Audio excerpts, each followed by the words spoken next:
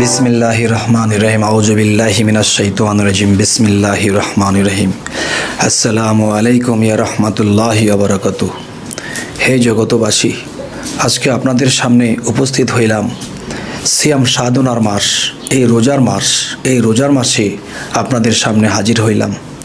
সেই কথাগুলো বলবো রোজা সম্পর্কিত। যেমন আল্লাহ অবশ্যই বলেছে যে কোরআনে যে তোমরা নিজেকে পবিত্র করো, যে নিজেকে পবিত্র করলো তিনিই সফল কাম।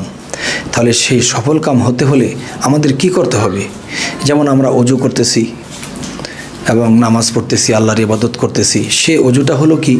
যেমন বলতেছি বিসমিল্লাহিল আলিউল আজিম আলহামদুলিল্লাহিল আলা দীনিল ইসলাম আল ইসলাম হাক্কু ওয়াল কুফরি বাতিলুন। এর মাধ্যমে, এই দোয়ার মাধ্যমে আমরা ওযুটি করতেছি। তবে দেখা যায় এই ওযু করতেছি যে সেই ওযু করার যে মূল উদ্দেশ্য যে নিজেকে পবিত্র করা।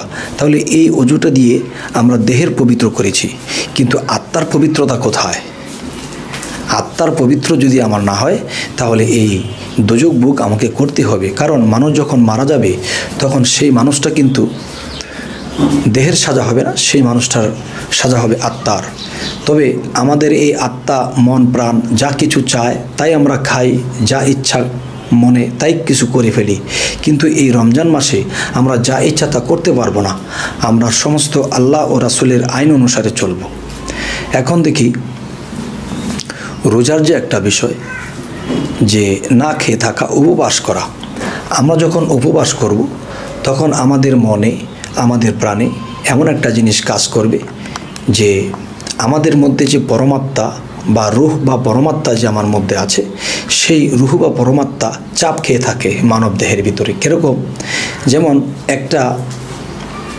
একটা বিষয় হলো, একটা সংসারের মধ্যে যদি স্বামী থাকে এবং স্ত্রী থাকে, তখন স্বামী হলো সংসারের বড় কর্তা এবং এর ছোট কর্তাকে, এর ছোট হলো স্ত্রী।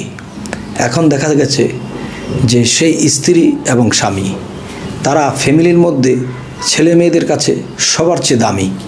তবে এখন যে কথাটা বলবো আমি, সেটি হলো মানব দেহটা একটা ঘর, আর এই ঘরের মধ্যে সেই স্বামী স্ত্রীকে, আমার মধ্যে জীবাত্মা, আমার মধ্যে পরমাত্মা আছে। এখন স্ত্রী যদি খারাপ হয়, স্ত্রী যদি দুষ্ট হয়, তাহলে সেই সংসারের স্বামীও কিন্তু শান্তিভাবে বসবাস করতে পারে না, এবং ছেলে মেয়ে যারা আছে তারাও শান্তিতে বসবাস করে না, এবং কি আশেপাশের যে মানুষ, প্রতিবেশী যারা আছে তারাও শান্তিতে থাকতে পারে না। যার তার সাথে ঝগড়া করে এবং সংসারের মধ্যে যা লাগবে তার চেয়ে বেশি নষ্ট করে, বিভিন্ন হিংসা নিন্দা করে। তখন দেখা গেছে একটা সংসারের মধ্যে যখন একটা স্ত্রী যখন এরকম বিশৃঙ্খল করতে থাকে, তখন সবাই অশান্তি ভোগ করতে থাকে। তাই আমি বলবো মানব দেহটা একটা ঘর, আর সেই ঘরের মধ্যে হলো জীবাত্মা। এই জীবাত্মা হলো স্ত্রী রূপে এবং স্বামী রূপে যে সে হলো পরমাত্মা। এখন স্ত্রী যদি খারাপ হয়, মানুষের কান কথা শোনে বা অশান্তি করে, তখন দেখা যায় নিজের স্বামীর অবাধ্য হয়। নিজের স্বামীর যখন অবাধ্য হয় তখন দেখা গেছে যে স্বামী অশান্তি থেকেও সেই স্ত্রীকে কিছু বলে না, বা বললেও আরও বেড়ে যায় এরকম বলে মনে হয়। তখন সে মানুষটি কি করলো? সে মানুষটি স্তব্ধ হয়ে বসে থাকে, কাজের সময় কাজ করে স্তব্ধ হয়ে সে স্বামী বসে থাকে, স্ত্রীর বিরুদ্ধে যায় না, স্ত্রীর বিরুদ্ধে কোনো কথা বলে না। তখন কি হয়? সেই স্ত্রী নিজের ইচ্ছা মতো সংসার চালায়, মানে সংসারটা অস্থির করে তোলে, কোনো শান্তি থাকে না।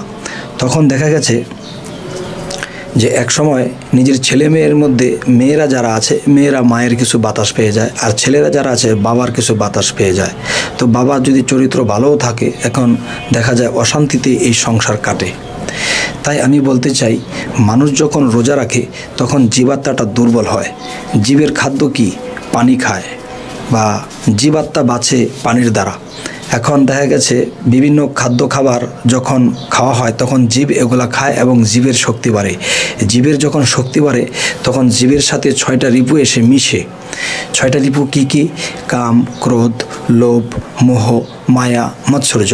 এই 6টা জিনিস যখন জীবের সাথে মিশে তখন সেই জীবকে এই 6 রিপু কুমন্ত্রণা দিতে থাকে, এবং সেই কুমন্ত্রণা পেয়ে 10টা ইন্দ্রিয় মানুষের শরীরে আছে, এই 10টা ইন্দ্রিয় কুপথে চলতে থাকে।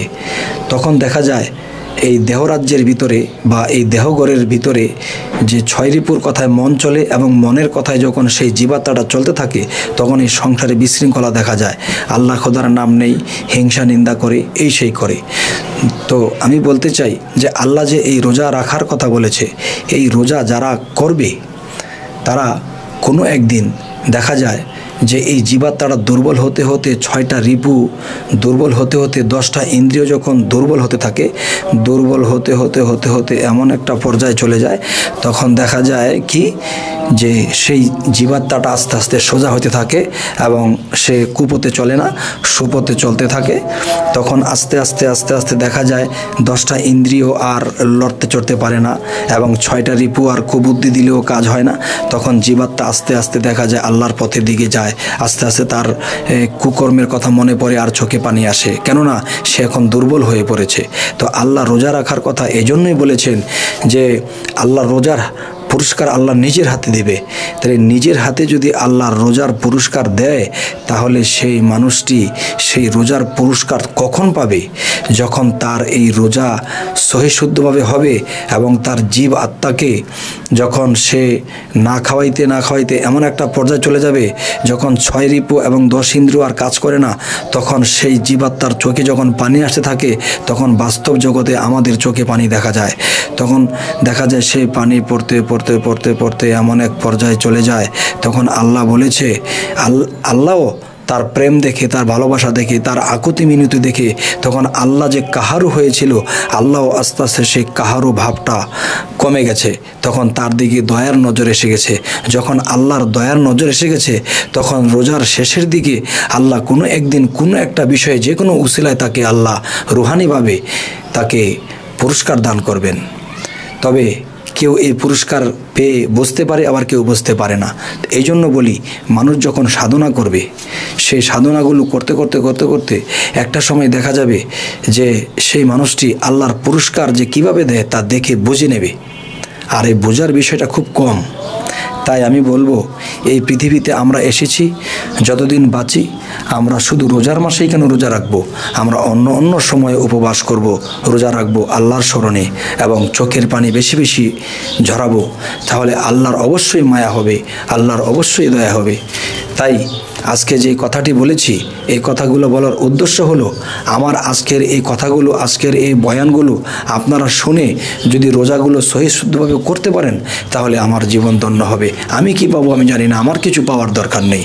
যদি আমার এই কথাগুলো শুনে কেউ সুপথে আসে, কেউ যদি সবগুলো রোজা ঠিকমতো করে, তবে দেখা যাবে যে তার জীবন ধন্য হবে।